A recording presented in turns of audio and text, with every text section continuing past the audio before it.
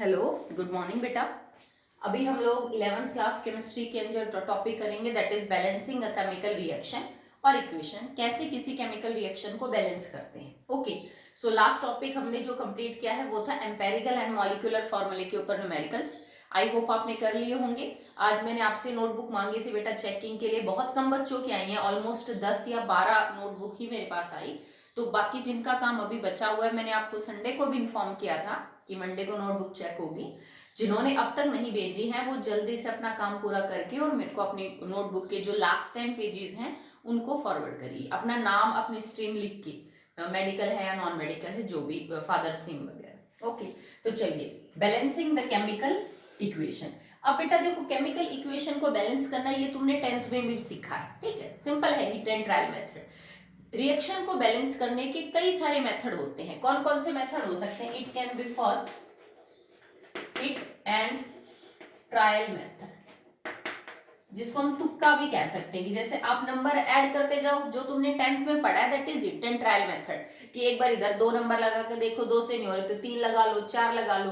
मतलब तुक्के मारते रहो, कि आप नंबर लगाते रहो जब तक कि बैलेंस ना हो जाए। ये मेथड सिर्फ कब तक एप्लीकेबल होता है? When the reaction is simple.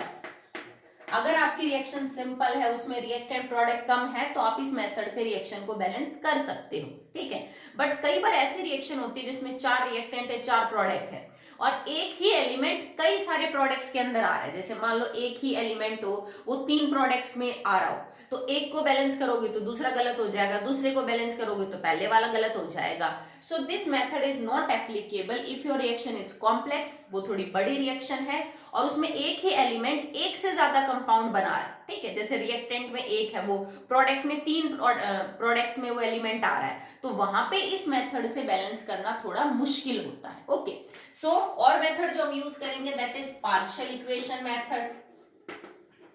Partial equation method. Third will be oxidation number method and fourth will be ion electron method. ये 4 हमारे पास मेथड होते हैं to balance a chemical equation. First तुम ऑलरेडी 10th में कर चुके हो, हिट एंड ट्रायल मेथड। ये अभी हम करेंगे पार्शियल इक्वेशन मेथड, ठीक है। ये जो 2 मेथड है इनको अभी डिस्कस नहीं करेंगे, ठीक है। ये आपकी 11th में 8th चैप्टर है, रिडॉक्स रिएक्शन। रिडॉक्स रिएक्शन, ये दोनों मेथड हम उस चैप्टर के अंदर करेंगे, ठीक है। बिकॉज उसमें है ही सारी रिडॉक्स रिएक्शन। समझते हो ना, टाइप ऑफ रिएक्शन पढ़ा था आपने 10th में, उसमें एक रिएक्शन की टाइप थी रिडॉक्स। अब वो जो चैप्टर उसमें है ही सारी रिडॉक्स रिएक्शन, तो वहां पे हम रिडॉक्स रिएक्शन को जब बैलेंस करना सीखेंगे ना, तो ये दोनों मेथड हम वहां यूज करेंगे for balancing of redox reaction. तो ऑलरेडी क्योंकि वहां हो जाएगा तो यहाँ नहीं पढ़ेंगे इसको। अभी हम ये 2 मेथड यूज करेंगे for balancing the chemical equation. पहले हम हिट एंड ट्रायल मेथड से कुछ करके देख लेते हैं और फिर करेंगे पार्शियल इक्वेशन मेथड से। ओके, माना कि रिएक्शन अब उतनी सिंपल नहीं होंगी जितनी सिंपल आपकी 10th में थी, ठीक है। चलिए स्टार्ट करते हैं विद द फर्स्ट वन। एक इक्वेशन है Fe3O4 प्लस H2। Fe3O4 एक मिक्स्ड ऑक्साइड होती है बेटा आयरन की, and it will form Fe plus H2। ये एक्चुअली में रिवर्सिबल रिएक्शन होती है, तुम्हारी पढ़ी हुई है ये रिएक्शन। क्या? जब हम आयरन को स्टीम के साथ रखते हैं, ठीक है। अगर आयरन स्टीम के साथ रिएक्शन करेगा तो वो Fe3O4 और हाइड्रोजन बनाएगा। ये रिएक्शन एक्चुअली रिवर्सिबल है। अगर आप Fe3O4 और हाइड्रोजन को रिएक्ट करवाएंगे तो वो आयरन और वाटर स्टीम बना लेगा, स्टीम और इसको रिएक्शन करवाएंगे तो ये वापस से बना लेगा, ठीक है। बात करते हैं इसको बैलेंस करने की। तो बैलेंसिंग में हम क्या देखते हैं बेटा, किस एलिमेंट के नंबर ऑफ एटम्स कितने हैं on the both side, left hand side और राइट हैंड साइड के अंदर किसी भी एलिमेंट के एटम्स को बैलेंस किया जाता है बाय इंसर्टिंग ए नंबर उससे पहले, ठीक है। उससे पहले हम कोई नंबर लगा के उसको बैलेंस करते हैं। जैसे आयरन इधर 3 है, आयरन इधर 1 है, ठीक है। तो इसको हम 1/3 के बजाय हम उसको 3 ले लेंगे। कोशिश करिए कि आप होल नंबर में बैलेंस कर सको और रेशियो छोटा होना चाहिए, रेशियो बड़ा नहीं होना चाहिए। जैसे एक बच्चा यूं बैलेंस कर रहा है H2 प्लस में एक ने ये लिखा O2 2H2 और एक बच्चा इसी रिएक्शन को ये लिख रहा है 4H2 प्लस में 2O2 gets converted into 4H2।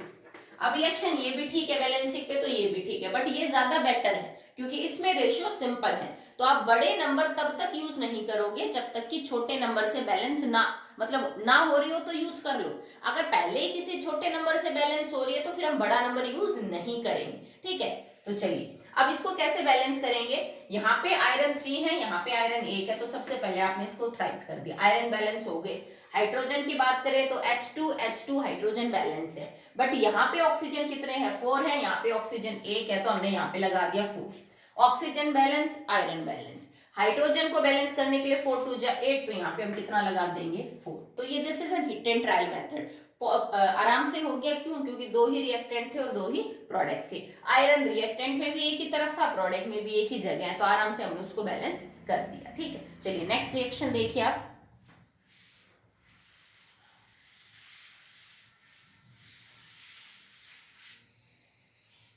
जैसे आपने रिएक्शन लिखी MnO2 plus HCl gets converted into MnCl2 plus Cl2 plus H2O, ठीक है। पढ़ी हुई रिएक्शन है आपकी। मैग्नीज इधर एक है, इधर एक है, ऑक्सीजन इधर 2 है, ऑक्सीजन इधर 1 है, ठीक है।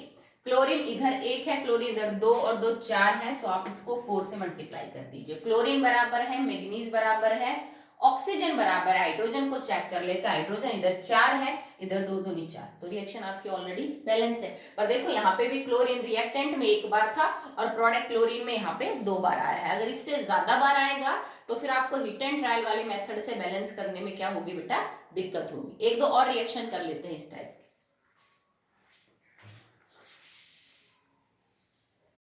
सम solved and unsolved examples of this category. अब हम आपकी बुक में जो अनसॉल्ट एक्सरसाइज दे रखी है, जिनको हिट एंड ट्रायल वाले मेथड से बैलेंस करना है, वो और कुछ सॉल्ट एग्जांपल करेंगे, ठीक है। जैसे for example magnesium nitride on hydrolysis, अगर आप इसके पानी के साथ रिएक्शन करवाएं, it will convert into magnesium hydroxide plus ammonia, ठीक है। चलिए बैलेंस करते हैं।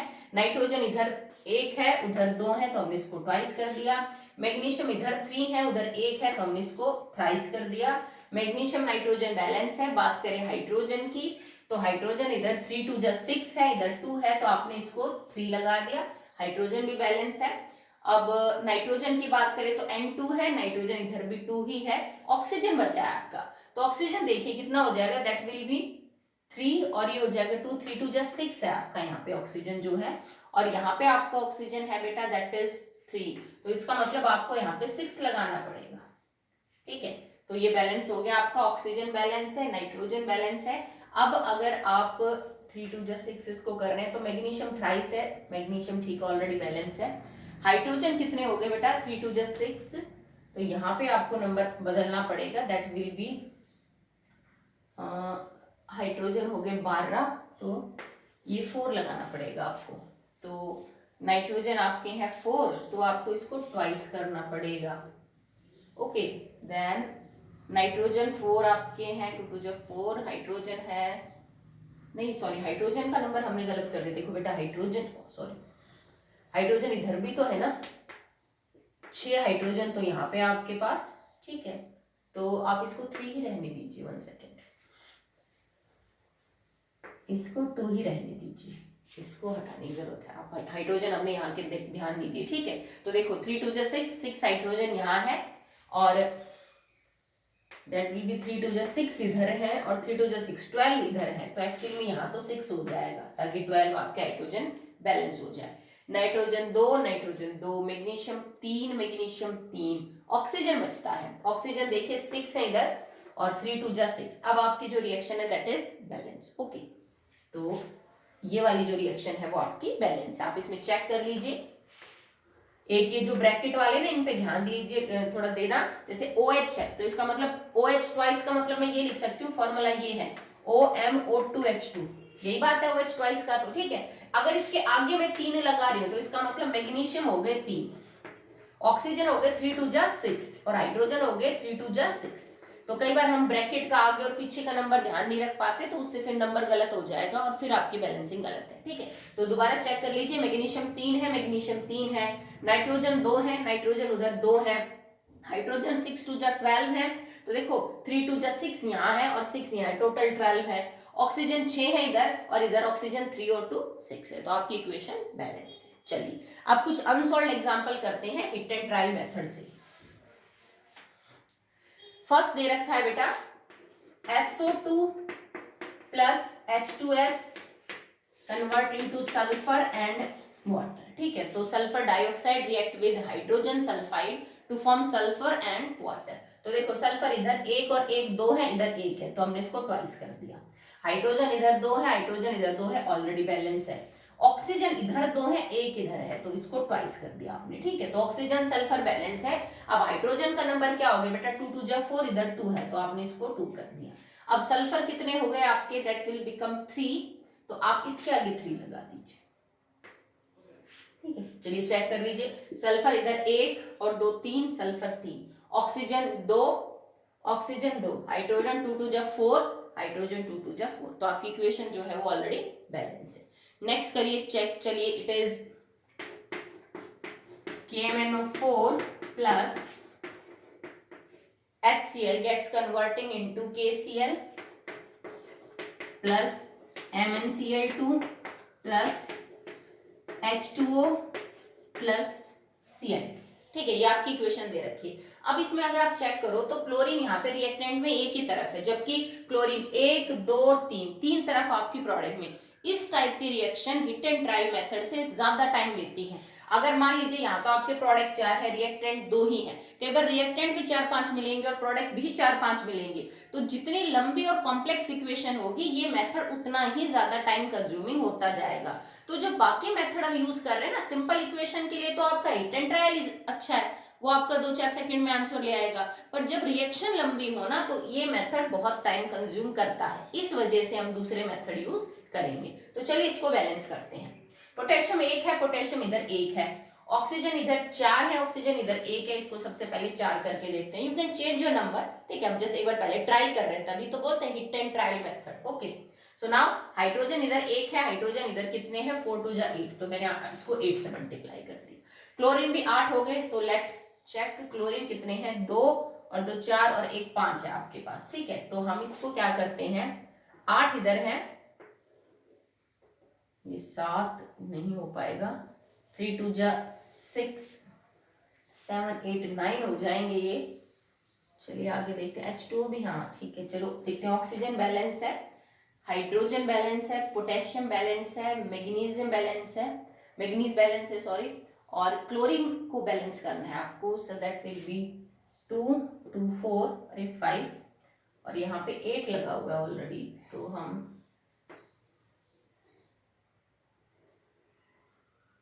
और इसके आगे चलिए देखते हैं इसको, इसके आगे नंबर लगा के देखते हैं। बिकॉज देखो अब यहाँ पे अगर कुल क्लोरीन को बैलेंस करने लगोगे, इसका अगर आप नंबर बढ़ाते हो, जैसे 6 हो गया, 7 8 9 है, ठीक है, अगर आप इसको 2 कर देते हो, ट्वाइस करोगे तो 4 5 6 7, एक कम पड़ता है। तो हम क्लोरीन के आगे नंबर इसलिए लगा रहे थे बिकॉज अगर इनके आगे नंबर लगाओगे तो फिर मैग्नीज और पोटेशियम का भी चेंज हो जाएगा, पर बात नहीं बन रही, आपको चेंज ही करना पड़ेगा। तो चलो करके देखते हैं कि यहाँ पे हो गया 3 2 जा 6, अब इसको मत करो, अब आप इसको 2 कर लो, 2 2 जा 4 5 6 7, इसके आगे 2 लगा दो। अब क्लोरीन तो बैलेंस हो गए पर पोटेशियम बैलेंस नहीं हुए, तो पोटेशियम वाले के लिए भी मान लीजिए आपने यहाँ पे 2 लगा दिया। ठीक है, तो 2 पोटेशियम हो गए आपके, फिर आपका मैग्नीज भी ट्वाइस हो गया है, तो इससे तो इसको आप ट्वाइस करके देख लीजिए, then it will be chlorine है आपके 8, तो 2 और ये हो गए 4 6, अब इसको हटा दीजिए, 7 और 1 8, क्लोरीन बैलेंस है, पोटेशियम बैलेंस है, मैग्नीज बैलेंस है, हाइड्रोजन बैलेंस है। ऑक्सीजन को चेक कर लेते हैं, 4 2 जा 8 ऑक्सीजन इधर है और इधर आपके 4 है, so it will be like 8, तो ऑक्सीजन आपकी बैलेंस हो जाएगी, हाइड्रोजन आपके 4 2 जा 8 16 होने चाहिए, तो अगर आप यहाँ पे 16 लगाओगे 16, तो एक्चुअली में क्लोरीन हो गए आपके 16, क्लोरीन यहाँ 2 है, 4 और 2 6 10, तो आप यहाँ 5 लगाओगे। देखो हमें टाइम लग रहा है ना भाई, जितने ज्यादा रिएक्टेंट और प्रोडक्ट बढ़ते जाएंगे, सेम एलिमेंट एक से ज्यादा एलिमेंट में रिपीट होगा, टाइम ज्यादा बढ़ेगा। अब हम एक बार चेक कर लेते हैं, इसमें देखो नंबर बड़े बड़े यूज हो रहे हैं। सबसे पहले नंबर लिख के फिर हम चेक करेंगे क्या कोई चीज कॉमन तो नहीं आ रही। पहले देख लेते हैं एलिमेंट्स बैलेंस है कि नहीं। पोटेशियम इधर 2 है, पोटेशियम इधर 2 है, बैलेंस है। मैग्नीज इधर 2 है, मैग्नीज इधर 2 है, बैलेंस है। ऑक्सीजन 4 2 जा 8 है, ऑक्सीजन 8 है, बैलेंस है। हाइड्रोजन 16 है, हाइड्रोजन 8 2 जा 16 है। क्लोरीन 16 है, तो क्लोरीन 10 तो ये हो गए 10, 11 12 13 14 15 और 16, तो आपकी इक्वेशन इज बैलेंस्ड। ओके, अब चेक करो हमने क्या कोफिशिएंट यूज किए। इसका 2 है, इसका 16 है, इसका 2 यूज किया, फिर हमने 2 यूज किया, फिर हमने 8 यूज किया और हमने 5 यूज किया। ठीक है, तो ये सारे नंबर किसी भी एक टेबल के अंदर नहीं, मतलब इनमें कुछ भी कॉमन नहीं है, तो रेशियो यही सिंपल है भाई। बाकी सब में तो कॉमन आ भी सकता है, पर 5 आ गया क्लोरीन का, तो इसमें अब आपका कोई भी और सिंपल रेशियो अवेलेबल नहीं है। ठीक है, तो this is the simplest way जिसके अंदर आप इस इक्वेशन को क्या कर सकते हो बेटा, बैलेंस कर सकते हो। ठीक है, चलिए नेक्स्ट देख लेते हैं। C6H6O2 बेंजीन का हम ऑक्सीडेशन कर रहे हैं, उसको जला रहे हैं, combustion, plus CO2 and H2। ठीक है, चलिए बैलेंस करते हैं। कार्बन 6 कार्बन 1, सीधा आपने 6 लगाया। देखो रिएक्टेंट प्रोडक्ट कम तो रिएक्शन आसान हो जाती है। हाइड्रोजन इधर 6 है, हाइड्रोजन इधर 2 है, सो आपने इसको 3 से मल्टीप्लाई कर दिया। ऑक्सीजन इधर 2 है आपके, ऑक्सीजन इधर कितने हो गए 12, तो यहाँ हो गए, और 3 आपके यहाँ हो गए, एक्चुअली में इट इज 50। ठीक है, तो जब भी हाइड्रोकार्बन की कंबस्शन की इक्वेशन है उसमें कोई ना कोई नंबर आपका फ्रैक्शन में आ सकता है। ठीक है, जैसे इसमें कार्बन हमने बैलेंस कर दिया, हाइड्रोजन हमने बैलेंस कर दिया, बचता ऑक्सीजन ही। अब ऑक्सीजन जो है 12 और 3 एक्चुअली में आपके पास 15 है, पर यहाँ पे O2 है। ठीक है, तो अब आप इसके अंदर एक्चुअली में होल नंबर नहीं लग पाएगा आपका नंबर यहाँ पे क्या लग जाएगा बेटा, फ्रैक्शन के अंदर नंबर आ जाएगा। तो उसमें घबराने की बात नहीं है, जरूरी नहीं है कि हर जो रिएक्शन है वो पूरे नंबर से ही, होल नंबर से ही बैलेंस हो। You can also use here the fraction. अब देखो तुम्हें इधर एक्चुअली में 15 है ऑक्सीजन, और इधर आपको कितने से आप इसको मल्टीप्लाई करेंगे, that will be like 1 second 15 है के अंदर बेटा, आपको ये चीज फ्रैक्शन में लेनी पड़ेगी। सो इधर 15 है, इधर O2 है, तो मैं इस इक्वेशन को 15/2 से मल्टीप्लाई करूंगी, ताकि 2 से 2 कट के आपका आंसर 15 आ जाए। तो ये रिएक्शन हमने इस मैनर में बैलेंस कर दी। ओके, चलिए 1 2 और एग्जांपल कर लेते हैं, फिर दूसरे मेथड पे चलिए। आपकी बुक में जितनी भी अनसॉल्व्ड एक्सरसाइजेस दे रखी हैं इस टाइप की, वो आप सारी फेयर कॉपी में अटेम्प्ट करेंगे। हो सकता है तुमसे कोई सिंपल बैलेंस ना करवाए कि बेटा बैलेंस करके दिखाओ, पर ये जो यूज कर रहे हैं ना हम, ये आगे आपको काम आएगा। बहुत सारे न्यूमेरिकल आपको ऐसे मिलेंगे जिसमें बैलेंसिंग बहुत जरूरी है। अगला जस्ट जो टॉपिक है वो है ही इसके ऊपर बेस्ड, तभी इसने बैलेंसिंग को पहले दिया है कि जो नेक्स्ट कैटेगरी है न्यूमेरिकल की, शायद लास्ट है आपके चैप्टर में, ये वो बैलेंसिंग पे बेस्ड है। अगर आपकी इक्वेशन बैलेंस नहीं है तो आपका आंसर गलत आएगा। तो ये सिखा रहा है पहले कि आप बैलेंस कैसे कर सकते हो किसी सिंपल या किसी कॉम्प्लेक्स रिएक्शन को। ठीक है, तो चलिए स्टार्ट करते हैं। Ca3P2 calcium phosphide plus water gets converting into CaOH twice plus PH3। Okay, calcium phosphide पानी के साथ रिएक्शन करके कैल्शियम हाइड्रोक्साइड और PH3 फॉस्फीन गैस बाहर देता है। ठीक है, चलिए बैलेंस करते हैं। C3 यहाँ पे लगा दिया हमने 3, P2 है हमने लगा दिया यहाँ पे 2। ठीक है, चलिए चेक करते हैं। कैल्शियम बैलेंस है, फॉस्फोरस बैलेंस है। हाइड्रोजन चेक करते हैं, तो हाइड्रोजन इधर है 3 2 जा 6, हाइड्रोजन इधर हो गए 3 2 जा 6, टोटल 12। तो इसके आगे हमें 6 मल्टीप्लाई करना पड़ेगा। Now our hydrogen are balance. ऑक्सीजन की बात करें तो ऑक्सीजन इधर 6 है और ऑक्सीजन इधर ऑलरेडी 3 2 जा 6 है, तो ये आपकी रिएक्शन बैलेंस है।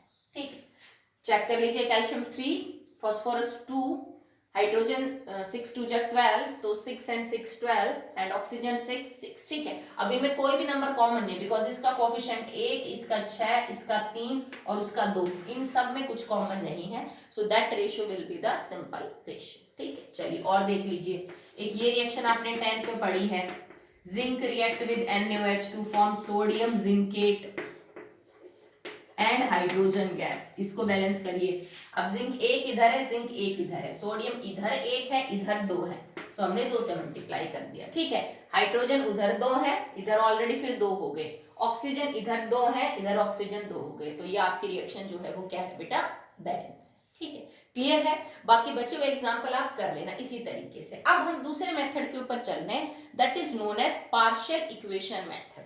अब पार्शियल का मतलब क्या होता है, आधा हम कह सकते हैं, एक कंप्लीट ना सही, पार्शियल का मतलब है हाफ या फिर जो चीज पूरी ना। Next is partial equation method.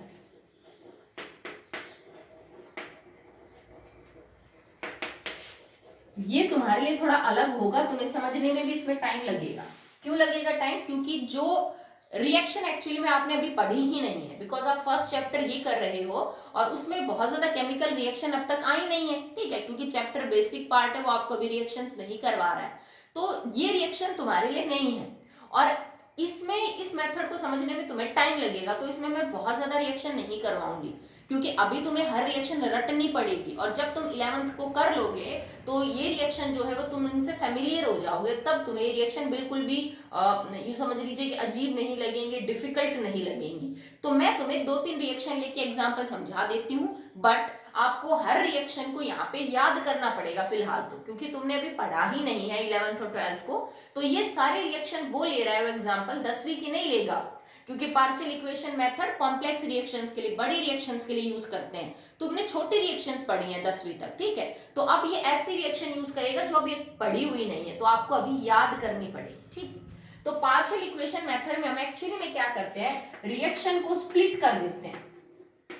आपको रिएक्शन लिखी मिलेगी कि बेटा इस रिएक्शन को बैलेंस करिए, अब उस रिएक्शन को हम 2-3 टुकड़ों में तोड़ते हैं कि पहले क्या हुआ होगा, पहले इसने इसके साथ रिएक्ट करके ये बनाया होगा, फिर इसने इसके साथ रिएक्ट करके ये बनाया होगा, फिर हर स्टेप को बैलेंस करते हैं और फिर उन स्टेप्स को आपस में क्या कर देते हैं, कंबाइन। मैं एक बार समझा देती हूँ करना क्या है।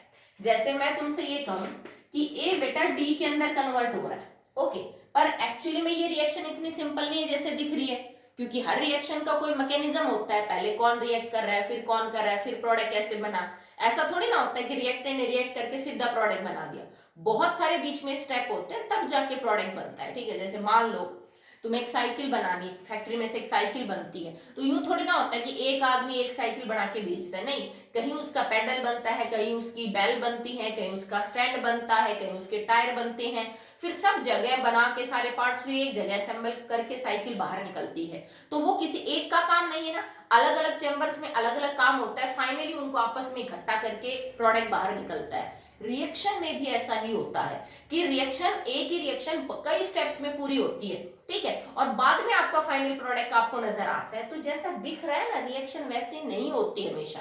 तो मान लो ये रिएक्शन कुछ यूं ही हो, ए से बी बना, बी से फिर सी बना और सी से फिर डी बना, ये रिएक्शन यूं, ठीक है। और रिएक्शंस को आप हमेशा वैसे ट्रीट कर सकते हो जैसे तुम अपनी अलजेब्रिक इक्वेशंस को ट्रीट करते हो। जैसे तुम यूं कर देते हो ना, x plus 2y is equal to 3 है, 2x प्लस में 4y इज इक्वल टू 5 है, तो तुम इक्वेशंस को जोड़ सकते हो, ठीक है। मतलब जैसे तुम्हारी अलजेब्रिक इक्वेशंस जुड़ती हैं वैसे ही हम इन इक्वेशंस को भी जोड़ सकते हैं। मैंने तुम्हें 10th में सिखाई थी, जब हम किसी एसिड की बेसिसिटी या बेस की एसिडिटी समझा रहे थे, तो मैंने स्टेप बाय स्टेप एक एक H पॉजिटिव बाहर निकाल के दिखाया था, फिर उस रिएक्शन को पूरा जोड़ा था तो सेम रिएक्शन आई थी। अब आप इस रिएक्शन को वैसे जोड़ लो, रिएक्टेंट रिएक्टेंट जोड़ लो, प्रोडक्ट प्रोडक्ट जोड़ लो, तो देखो क्या बना, A plus B plus C gets converted into B plus C plus D. अब एक ही चीज बेटा रिएक्टेंट और प्रोडक्ट दोनों तो नहीं हो सकती, ऐसा तो नहीं हो सकता ना,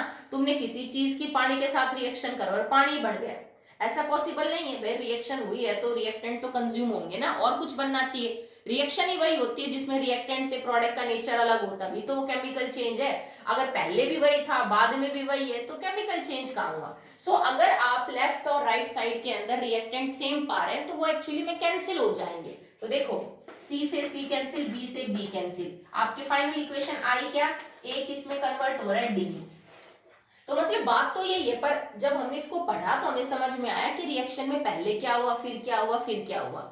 तो पार्शियल इक्वेशन मेथड ये कहता है कि आप रिएक्शन को स्प्लिट करो, ठीक है, पहले कौन कौन सी है फिर उनको अलग अलग बैलेंस कर लो, क्योंकि रिएक्शन ये होगी बड़ी, इतनी सिंपल नहीं होगी जैसे मैंने बताया कि एक ही रिएक्टेंट और एक ही प्रोडक्ट, कई सारे रिएक्टेंट कई सारे प्रोडक्ट होंगे, तो आप उसको 3-4 छोटे छोटे रिएक्शंस में बैलेंस करो, और वो जो 3-4 छोटे छोटे रिएक्शन बैलेंस हो फिर उनको इकट्ठा करके जोड़ दो, तब आपकी पूरी इक्वेशन जो है वो के आ जाएगी, ठीक है। जैसे मान लो एक न्यूमेरिकल उस न्यूमेरिकल में 3 बड़े बड़े आपको इक्वेशन सॉल्व करनी है, कैलकुलेशन सॉल्व करनी है, तो एक तो एक ही बच्चा सॉल्व करे, एक वो कैलकुलेशन मैं 3 बच्चों को दे दूं, आप ये करो, आप ये, और तीनों करें और फिर फाइनली तीनों को सम अप करके आंसर निकालें। ये कुछ वैसा ही मेथड, ठीक है। चलिए एग्जाम्पल से समझते हैं इसको करते कैसे। Now, here the next example is in partial equation method.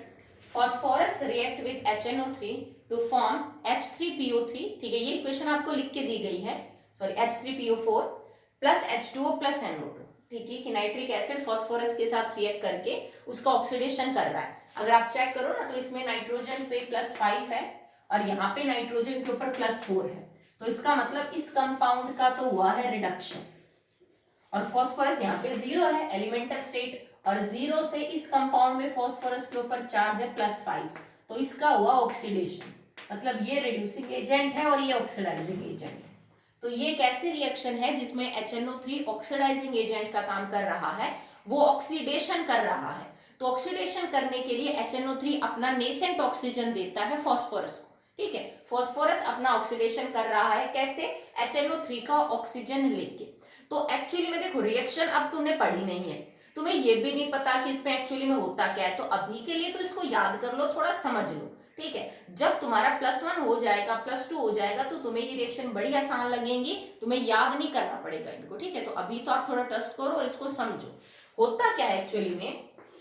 सबसे पहले जो HNO3 है ना, वो बेटा अच्छा ऑक्सीडाइजिंग एजेंट है, स्ट्रॉन्ग ऑक्सीडाइजिंग एजेंट है। तुम्हें याद भी होगा ना कि जनरली ये किसी भी मेटल के साथ हाइड्रोजन नहीं देता, बिकॉज बनी हुई हाइड्रोजन का ऑक्सीडेशन कर देता है इनटू वाटर। तो अच्छा ऑक्सीडाइजिंग एजेंट है, तो सबसे पहले ये अपने अंदर से नेसेंट ऑक्सीजन रिलीज करेगा, जो आगे कोई कंबाइन कर सके अपने साथ, ताकि उसका ऑक्सीडेशन हो सके। तो ये जब काम करता है ऑक्सीडाइजिंग एजेंट का, तो it can release NO2, H2O and nascent oxygen.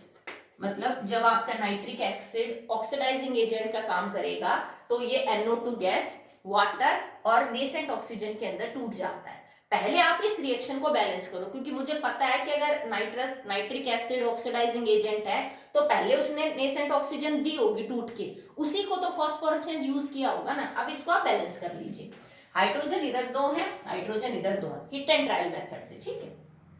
Nitrogen इधर 2 है, नाइट्रोजन इधर 1 है, मैंने 2 कर दिया। ऑक्सीजन 3 दूनी 6 है इधर, तो देखो 2 दूनी 4, 5 और 1 6। Now your equation is balance, तो हमने पहली इक्वेशन तो बैलेंस कर ली। सेकंड, अब हमें फास्फोरस का ऑक्सीडेशन करना है, हमें दे रखा है P, तो मैंने लिखा फास्फोरस और नेसेंट ऑक्सीजन लिखा। पर फास्फोरस का अगर ऑक्सीडेशन करोगे तो बेटा फास्फोरस की ऑक्साइड बन जाएगी, जैसे carbon react with oxygen to form carbon dioxide, magnesium react with oxygen to form magnesium dioxide, sorry magnesium oxide, तो ये भी अपनी ऑक्साइड बनाएगा। बट फास्फोरस की 2 ऑक्साइड होती है, तुमने पढ़ा भी है 10th में, P2O3 एंड P2O5। इसमें फास्फोरस ट्राइऑक्साइड, ठीक है, इसमें फास्फोरस पे +3 चार्ज है, इसमें फास्फोरस पे +5, और फास्फोरस का +5 ज्यादा स्टेबल होता है बजाय +3 के। जैसे कार्बन की अगर मुझे ऑक्सीजन के साथ रिएक्शन करवानी है, तो मैं हमेशा कार्बन डाइऑक्साइड बनाती हूँ, कार्बन मोनोऑक्साइड तो नहीं बनाते हैं, क्योंकि कार्बन की कार्बन डाइऑक्साइड ज्यादा स्टेबल है कार्बन मोनो से। तो फास्फोरस नेसेंट ऑक्सीजन के साथ रिएक्ट करके अपनी स्टेबल ऑक्साइड बनाएगा, दैट इज P2O5। तो हमने लिखा P2O5। अब इसको बैलेंस कर लेते हैं, ठीक है। क्या करना है, इधर 2 है, इधर हमने 2 लगाया, इधर 5 है, मैंने इधर 5 लगा दिया। अब मैंने इस रिएक्शन में से 2 छोटी रिएक्शन निकाल ली और उनको सेपरेटली बैलेंस कर दिया। अब क्या होगा, ये जो P2O, क्योंकि देखो यहाँ पे ऑलरेडी पानी बाहर निकल चुका है, ये एक नॉन मेटल की ऑक्साइड है, non metal oxide that are acidic in nature, this is an acidic oxide, you all know that it combines with this water to form acid, और P2O5 जब रिएक्ट करेगा पानी के साथ तो कौन सा एसिड बनेगा, H3PO4। तो अब हमें ये रिएक्शन करके दिखानी है कि अब ये बना हुआ P2O5 पानी के साथ रिएक्शन करेगा to form H3PO4 phosphoric acid. Okay, चलिए बैलेंस कर लेते हैं। फॉस्फोरस 2 इधर 1 उधर 2, तो हमने इसको मल्टीप्लाई किया 2 से। हाइड्रोजन 3 दूनी 6 इधर 2 है, तो मैंने इसको मल्टीप्लाई किया 3 से। ऑक्सीजन हो गई 4 दूनी 8, 5 और 3 8, मतलब आपकी इक्वेशन बैलेंस है, ठीक है। तो हमने इसको सॉल्व कर दिया। अब यहां तक आपने सब कुछ एक्चुअली में कर लिया जो आपको करना था, सबसे पहले नाइट्रिक एसिड ने ऑक्सीडाइजिंग एजेंट की तरह बिहेव करके नेसेंट ऑक्सीजन दी, उस नेसेंट ऑक्सीजन के साथ फास्फोरस ने रिएक्ट करके अपनी ऑक्साइड बनाई, उस बनी हुई ऑक्साइड ने पानी के साथ रिएक्शन करके जो इस इक्वेशन में से निकला अपना एसिड बना लिया। अब करना क्या आपको, इन तीनों इक्वेशंस के रिएक्टेंट और प्रोडक्ट को जोड़ दीजिए एल्जेब्रिक इक्वेशंस की तरह, ठीक है। जो चीज कॉमन आ रही है रिएक्टेंट और प्रोडक्ट में उसको कट कर दीजिए आप। ओके चलिए जोड़ते हैं इसको, ठीक है ना। 2HNO3 plus 2P plus 5 nascent oxygen plus P2O5 plus 3H2, ठीक है। मैंने तीनों इक्वेशंस के जो रिएक्टेंट है उनको जोड़ लिया, नंबर ध्यान से लिखिएगा, गलत नहीं होना चाहिए। Next 2NO2 product plus H2O plus nascent oxygen plus P2O5 plus 2H3PO4, सारे प्रोडक्ट जोड़ लिए, सारे रिएक्टेंट। कॉमन क्या रहा है चेक करो, देखो अब कॉमन आ रहा है, एक तो P2O5 इधर भी है, P2O5 इधर भी, इसको कैंसिल आउट कर दो आप। ओके नेक्स्ट आपके पास है, 1 सेकेंड, हमेशा एक चीज स्किप कर दी, 1 सेकेंड नहीं, चलो देखते आगे। देखो अब ये आपने लिखा, आपकी इक्वेशन है 2HNO3 plus 2P plus 5 nascent oxygen 3 water 2NO2 H2O 5, and ये वाली जो इक्वेशन है ना जिसमें नेसेंट ऑक्सीजन आपका बाहर निकल रहा है, चलिए इसको चेक करते हैं, इसको सॉल्व करके आगे देखते हैं। हो क्या रहा है ना बेटा कि दोनों साइड में नेसेंट ऑक्सीजन आ रही है but they are not cancelling each other. तो आप करोगे क्या ना, ये जो पहली इक्वेशन है, देखो यहाँ पे आपके नेसेंट ऑक्सीजन 5 है, ये वाली, और यहाँ पे नेसेंट ऑक्सीजन 1 है। मेरे को प्रोडक्ट और रिएक्टेंट का वो कट करना है, तो मुझे इस इक्वेशन, पूरी इक्वेशन को 5 से मल्टीप्लाई करना पड़ेगा। बैलेंस तो ये तब भी हो जाएगी, सिर्फ किस लिए कि ये 5 नेसेंट ऑक्सीजन जो है इस 5 नेसेंट ऑक्सीजन से कट जाए, क्योंकि एक्चुअली तुम्हारे प्रोडक्ट में कोई नेसेंट ऑक्सीजन नहीं है। ये जुड़ के मेरी रिएक्शन यही आनी चाहिए, समझ रहे हो? जो अभी मैंने ABC का एग्जांपल लेके समझाया था, तो नेसेंट ऑक्सीजन तो रिएक्टेंट प्रोडक्ट में है ही नहीं, तो अगर तुम्हारी रिएक्शन में ये नेसेंट ऑक्सीजन आ रहे हैं तो मतलब तुम्हें इनको एग्जैक्टली कैंसिल करना है। तो मैं क्या करूं बेटा, इस इक्वेशन को 5 से गुणा करूंगी ताकि ये एक्चुअली में कैंसिल आउट हो जाए। तो अब ये कितना हो गया, 5 से मल्टीप्लाई करने के बाद HNO3 10, तो मैंने लिख दिया HNO3 10, और उसके बाद NO2 कितने हो गए आपके 5 2 जा 10, ये भी 10 हो गए। वाटर कितने हो गए 5, 5 से मल्टीप्लाई किया, और नेसेंट ऑक्सीजन कितने हो गए आपके 5। अब ये कैंसिल हो जाएंगे, 5 नेसेंट ऑक्सीजन से 5 आपके जो नेसेंट ऑक्सीजन है ये कट है। अब देखो रिएक्टेंट में मेरे पास HNO3 है, फास्फोरस है, और वाटर है, तो वाटर भी देखिए एक्चुअली में कहीं ना कहीं कैंसिल आउट होगा। देखो अब वाटर इधर आपके पास क्या है 3 और इधर आपके पास 5 है, तो इसका मतलब इधर 2 बचेंगे, ठीक है, क्योंकि वाटर मेरे प्रोडक्ट के अंदर एक्चुअली में है, तो इसको मुझे एग्जैक्टली कैंसिल आउट नहीं करना। तो इधर 3 है और इधर 5 है, तो मैं लिख सकती हूँ 2 बचे, ठीक है। तो आप इसको यहाँ से हटा दीजिए और इसको मैं सिंपल 2 कर देती हूँ, 2 वाटर बच गए, ठीक है। तो देखो रिएक्टेंट में HNO3 फास्फोरस है, क्लियर है, बाकी सब कट गया। प्रोडक्ट में H3PO4 है मेरे पास, वाटर है आपके पास, NO2 है आपके पास, क्लियर है। मतलब वही रिएक्टेंट आए और वही प्रोडक्ट आए जो आपको चाहिए थे। अब आप इस इक्वेशन को एक बार सिंपल करके लिख लीजिए और फिर हम देखते हैं क्या फाइनली यही नंबर है जिनसे बैलेंस हो रही है कि और भी कुछ करना है, ठीक है। मैं मिटा रही हूं, आपको आई होप समझ आ गया होगा। चलिए अब इस इक्वेशन को लिखते हैं।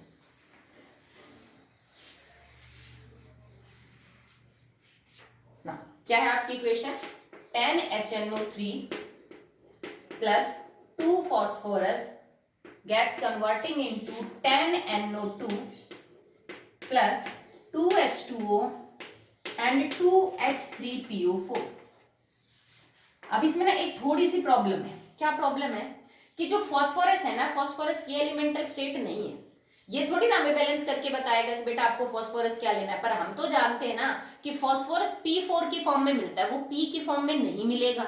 जैसे ऑक्सीजन आपको कभी O नहीं मिलेगी, नाइट्रोजन गैस N नहीं मिलेगी, तो फास्फोरस एक टेट्रा एटॉमिक मॉलिक्यूल है जो हमेशा आपको किस फॉर्म में देखने को मिलेगा, in the form of 4, P4, ठीक है। तो अब आप इस बात को ध्यान में रखेंगे कि फास्फोरस का जो मॉलिक्यूल है वो टेट्राएटॉमिक है, और आपको उस बात को थोड़ा सा क्या करना पड़ेगा, ध्यान में रख के सॉल्व करना पड़ेगा। दूसरी बात, अगर आपको लग रहा है कि ये जो नंबर आपने ले रखे हैं इनमें से कुछ कॉमन आ रहा है तो आप उसको कॉमन ले लीजिए, ठीक है। देखो भाई, जैसे हमने नंबर सेलेक्ट किए 10 2 10 2 2, ये नंबर है तो इसका मतलब इन सब में 2 कॉमन है, तो हम थोड़ा रेशियो सिंपल कर देते हैं। क्या रेशियो में कॉम्प्लेक्स नहीं लेना, तो आप इसको 2 से करेंगे तो 5 1 5 1 1, मतलब this can be more simplified. इसी इक्वेशन को और सिंपल किया जा सकता है, तो अब आप इसको ये भी लिख सकते हो, it is 5HNO3 P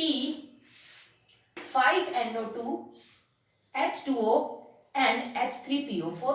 I hope आपको क्लियर है, बिल्कुल ठीक है। बट इसमें फास्फोरस P है और हमें क्या लेना है एक्चुअली में P4, तो आप क्या करेंगे, यहाँ पे आप P4 लगाएंगे, ठीक है। अब यहाँ पे अगर आप P4 लगाएंगे तो बेटा आप अकेले फास्फोरस को तो 4 से मल्टीप्लाई कर नहीं सकते हैं, आपने 4 गुना ज्यादा कर दिया एटम फास्फोरस के, तो आपको पूरी इक्वेशन को किससे मल्टीप्लाई करना पड़ेगा, 4 से, because phosphorus exist in P4 elemental state. तो पूरी इक्वेशन को अब आपको 4 से गुना करना पड़ेगा, तब तुम्हारी फाइनल इक्वेशन आएगी, ठीक है। तो चलिए अब हम इसको 4 से मल्टीप्लाई करके देखते हैं what will be your final equation. तो 4 से मल्टीप्लाई करेंगे 5 को तो 20HNO3 plus P4 20NO2 plus में इसको मल्टीप्लाई करना है with the term 5, so 5H2O plus में 5H3PO4, ठीक है। तो ये आपकी इक्वेशन बन जाएगी, 1 सेकेंड, 20NO2, 1 मिनट चेक कर लेते हैं।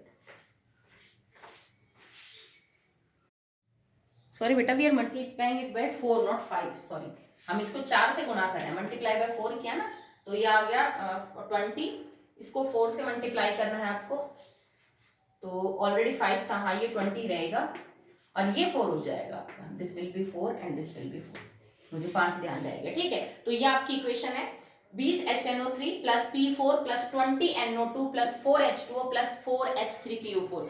एक बार चेक कर लेते हैं कि आपके एलिमेंट सारे बैलेंस है। चलिए देखिए, हाइड्रोजन इधर कितने हैं बेटा, 20, इधर चेक करो, 4 दूनी 8 और 4 ते 12, 20 हो गए। चलिए, नाइट्रोजन कितने हैं, 20, नाइट्रोजन कितने हैं, 20, ऑक्सीजन कितने हैं, 20 multiply by 3 that will be 60, okay. So इधर कितने हो जाएंगे, 20 मल्टीप्लाई बाय 2 40, तो यहाँ है 4, यहाँ है और 16 यहाँ है, तो 16 और 4 20, 20 और 40 60, वही 60 है आपकी। नाइट्रोजन ऑक्सीजन बैलेंस है, हाइड्रोजन बैलेंस है। फास्फोरस देखिए यहाँ 4 है और फास्फोरस यहाँ कितने हैं, 4। हाइड्रोजन चेक कर लीजिए, हाइड्रोजन 20 है इधर, टोटल कितने हो गए, 4 2 जा 8 हाइड्रोजन इधर है और 12 इधर है, तो बैलेंस हो गए। मतलब इसके अंदर ये जो नंबर हमने यूज कर रखे हैं इसमें अब हर एलिमेंट आपका बैलेंस है। कोफिशिएंट देखो आप, आपने कितने बड़े यूज किए हैं, 20 20, ठीक है, बहुत बड़े हैं। अगर आप हिट एंड ट्रायल मेथड से 20 तक कब पहुंचते, ठीक है, ये 2 से शुरुआत करते तो 20 तक पहुंचने में कितना टाइम लगता, देख लेते हैं। रेशियो सिंपल है या कुछ सॉर्टेड आउट हो सकता है इसमें से।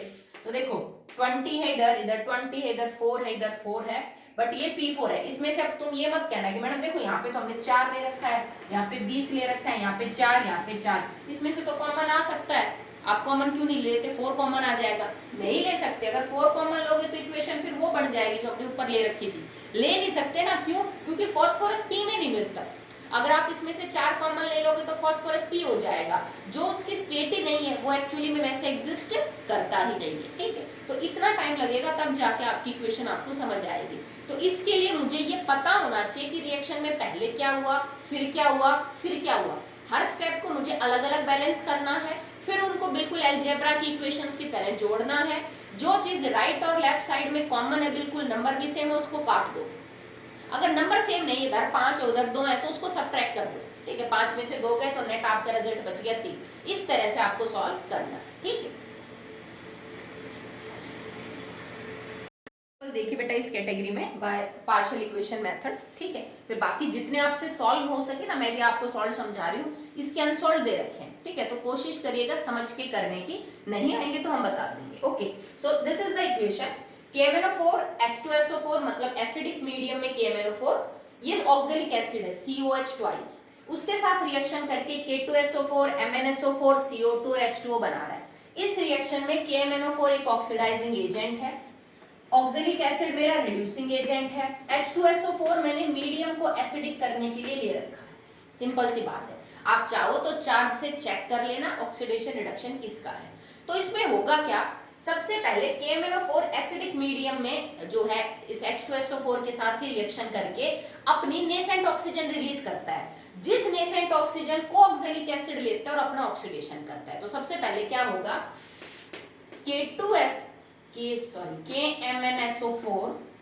KMnO4 plus H2SO4 combine to form K2SO4 plus MnSO4 plus H2O and plus nascent oxygen. Okay, so सबसे पहले KMnO4 जो है वो H2SO4 के साथ रिएक्शन करेगा, तो K2SO4 MnSO4 वाटर और नेसेंट ऑक्सीजन रिलीज होगा। मतलब ये चीज ये और ये एक्चुअली में फर्स्ट रिएक्शन में ही आ चुके हैं। अब नेसेंट ऑक्सीजन रिलीज होगी जिसको आपको ऑक्जेलिक एसिड के साथ रिएक्ट करवाना है। पहले इस इक्वेशन को बैलेंस कर लेते हैं by hit and trial method. Okay, so potassium here is 1, potassium here is 2, तो आपने कर दिया ट्वाइस। मैग्नीज आपका 1 है, मैग्नीज इधर 2 हो गए, तो मैंने इसको कर दिया double. Potassium balance, manganese balance, hydrogen इधर 2 है, हाइड्रोजन इधर 2 है, बैलेंस है। ओके, ऑक्सीजन की बात कर लेते हैं। चलो सल्फर तो देखो SO4 इधर 1 है आपका, SO4 इधर 2 और एक 3 है, तो हमें इसको थ्राइस करना पड़ेगा। ओके, चलिए बट हाँ चलो चेक कर लेते हैं। सल्फर तो हो ही गया बैलेंस, ऑक्सीजन पे देखिए बात। अब पोटेशियम बैलेंस है, मैग्नीज बैलेंस है, सल्फर बैलेंस है, हाइड्रोजन चेक कर लेते हैं। हाइड्रोजन है इधर 2 और हाइड्रोजन इधर हो गए एक्चुअली में 6, तो अब आप इसको 3 से मल्टीप्लाई करेंगे, तो 3 2 6, ऑक्सीजन बच गया, तो 4 2 8 ऑक्सीजन इधर है और 12 इधर है, टोटल 20 ऑक्सीजन तो आपके इधर है। 4 प्लस में 8 प्लस में 3, ठीक है, तो इसमें कितने हो गए 15, 5 आएंगे आई थिंक, 5 नेसेंट ऑक्सीजन आपके आएंगे। तो ये नेसेंट ऑक्सीजन में इधर लिख रही हूँ 5 नेसेंट ऑक्सीजन, ठीक है। तो हमने रिएक्शन को हिट एंड ट्रायल मेथड से बैलेंस कर दिया, अब आपकी रिएक्शन बैलेंस है, ठीक है। तो ये पहली इक्वेशन हो गई। अब सेकंड इक्वेशन में आपको क्या करना है, ये जो 5 नेसेंट ऑक्सीजन रिलीज हो रहे हैं ना बेटा, इनकी रिएक्शन करवानी है एक्चुअली में ऑक्जेलिक एसिड के साथ, ठीक है। 5 है लेगा या नहीं लेगा वो बाद में देखेंगे, पहले हम नेसेंट ऑक्सीजन के साथ रिएक्शन करवाते हैं। तो ऑक्जेलिक एसिड, इसको आप यूं लिख लीजिए, चाहे एक ही बात है, react with nascent oxygen to form CO2 and H2, ठीक है। ये इसका ऑक्सीडेशन हो जाता है कार्बन डाइऑक्साइड और वाटर में, ठीक है। अब आप इसको बैलेंस करिए, 1 2 3 4 5 इधर है, 2 और 1 इधर है, इसका मतलब नॉट बैलेंस, ठीक है। कार्बन इधर 2 है, कार्बन इधर 1 है, आपने इसको ट्वाइस कर दिया। हाइड्रोजन इधर 2 है, हाइड्रोजन इधर 2 है, ऑक्सीजन बैलेंस कर लेते हैं, 4 और 1 5, 1 2 3 4 और 1 5, मतलब रिएक्शन आपके ऑलरेडी बैलेंस है, ठीक है। अब एक बात देखो, यहाँ पे हम 5 नेसेंट ऑक्सीजन निकाल रहे हैं और नेसेंट ऑक्सीजन तुम्हारे रिएक्टेंट प्रोडक्ट में है नहीं, तो मतलब मेरे को इसको एग्जैक्टली कैंसिल आउट करना है। एग्जैक्टली कैंसिल आउट करने के लिए तुम्हें इस इक्वेशन को 5 से गुणा करना पड़ेगा, तभी तो तुम्हारे 5 नेसेंट ऑक्सीजन आएंगे और वो कैंसिल होंगे। तो मैं पूरी इक्वेशन को 5 से मल्टीप्लाई कर देती हूँ, ठीक है। और मल्टीप्लाई करने के बाद रिएक्टेंट जोड़ लीजिए, प्रोडक्ट जोड़ लीजिए, ठीक है। तो चलिए अब आपकी ओवरऑल इक्वेशन क्या बनी, 2 KMnO4 plus 3 H2SO4 plus 5 oxalic acid, तो मैं इसको थोड़ा ऐसे लिख देती हूँ, प्लस में 5 nascent oxygen form K2SO4 plus 2 MnSO4 plus 3 H2O plus 5 nascent oxygen plus 2 CO2 plus, sorry 2 नहीं होगा, 5 मल्टीप्लाई बाय 2 10 CO2 और ये हो जाएगा आपका 5 H2। इसमें अगर आपने एक भी पॉइंट मतलब स्किप कर दिया, जैसे कई बार कैलकुलेशन में ध्यान नहीं रहा, कैंसिल आउट नहीं कर पाए, नंबर गलत लगा दिए, तो फिर नीचे तक आपका आंसर गलत आएगा, ठीक है। तो हमने रिएक्टेंट जोड़ लिए इक्वेशन को 5 से गुणा करके, और प्रोडक्ट जोड़ चुके हम इक्वेशन को 5 से मल्टीप्लाई करके। अब जो कैंसिल है उसको कैंसिल कर दीजिए, 5 नेसेंट ऑक्सीजन से 5 नेसेंट ऑक्सीजन आपका कैंसिल। हमें रिएक्टेंट में KMnO4 H2SO4 और ऑक्जेलिक एसिड चाहिए, KMnO4 H2SO4 और ऑक्जेलिक एसिड है। हमें प्रोडक्ट में K2SO4 MnSO4, सो K2SO4 MnSO4 CO2 और CO2 H2O H2O। तो देखो H2O कोई बात नहीं, दो है तो हम जोड़ लेंगे, नो प्रॉब्लम एट ऑल। अब आप इक्वेशन को चेक करिए, बाकी तो सब सिंपल है। इसको यहां से हटा देते हैं हम, इसको यहां से हटा देते हैं, ठीक है। और 5 और 3 टोटल 8 हो गए, तो मैं इसको लगा के यहां से टोटल 8 H2O कर देती हूँ, 8 H2O। ये आपकी इक्वेशन है। चलिए अब हम देख लेते हैं कि या ये बैलेंस है या फिर इसमें और भी कुछ करने की हमें जरूरत है, ठीक है। चलिए चेक करते हैं। 2 पोटेशियम, 2 पोटेशियम, मैग्नीज 2, हाइड्रोजन 3 2 6, 6 तो यहाँ है बेटा, और 10 इधर है, 16 है टोटल। इधर चेक कर लीजिए, 8 दूनी 16, तो हाइड्रोजन भी बैलेंस है आपका, ट्वाइस है, सॉरी। सल्फर की बात करते हैं, तो देखो एक्चुअली में सल्फर जो है वो थ्राइस है, 3 लगा हुआ है, तो 1 सल्फर इधर और 2 सल्फर इधर, 3 सल्फर बैलेंस है, ठीक है। तो अब कार्बन चेक कर लो, कार्बन कितने हैं, देखो 2 यहाँ है, 5 है, 10 हो गए टोटल कार्बन। इधर कार्बन कितने हैं, 10, ठीक है। तो बाकी सब बैलेंस है, सिर्फ ऑक्सीजन को चेक करते हैं।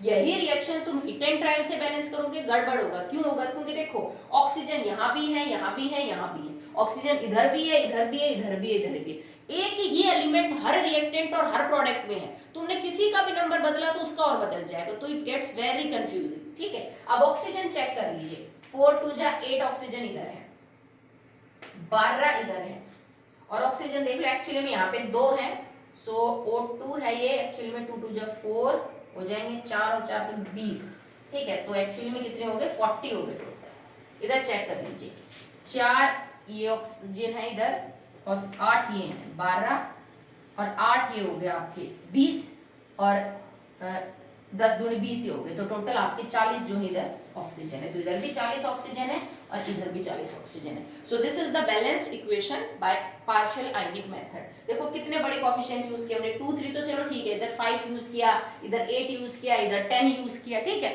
रिएक्टेंट भी आपके कितने हैं, 3 रिएक्टेंट है, और एक्चुअली में आपके 4 प्रोडक्ट हैं, तो इसमें बहुत टाइम लगता है। इस इक्वेशन से हम इसको सॉल्व कर सकते हैं, बट मस्ट ये है कि आपको पता होना चाहिए कि इस रिएक्शन में पहले क्या हुआ स्टेप, फिर क्या हुआ, फिर क्या हुआ। ओके, आप करके देखना घर पे, अनसॉल्व इनके नहीं आएंगे तो मैं आगे समझा दूं। ओके बेटा।